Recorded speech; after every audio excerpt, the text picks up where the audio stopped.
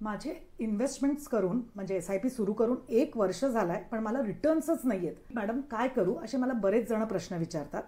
तर तुम्ही एक साधं, जेव्हा आई मुलाला जन्म देते ना, त्याच वेळेस सुद्धा 21 वर्ष त्या मुलाला स्टेबल व्हायला आणि स्वतःच्या पायावर उभं राहायला हा वेळ लागतो.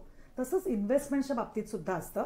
इन्व्हेस्टमेंट सुरू केल्या केल्या आपल्याला रिटर्न्स जनरेट होत नाहीत किंवा आपल्याला त्याच्यात ग्रोथ दिसत नाही. त्याला दिसायलाच आपल्याला 8 ते 9 वर्ष लागतात.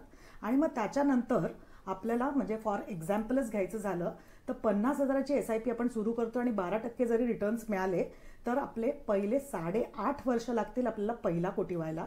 त्याच्यानंतर 4 वर्ष लागतील आपले दुसरे कोटी व्हायला आणि आपल्याला 23 वर्षांनी 10 कोटीचा कॉर्पस झाला असेल. तर तुम्हालाही असंच कंपाऊंडिंगचं महत्त्व कळून घ्यायचं असेल आणि प्रॉपर आपली इन्व्हेस्टमेंट सुरू करायची असेल, त्यासाठी लागणारे फंड्स कुठले घ्यायचे हे जाणून घ्यायचे असेल तर खालील गुगल फॉर्म भरून पाठवा आणि आम्ही तुम्हाला प्रॉपरली गाईड करू. धन्यवाद.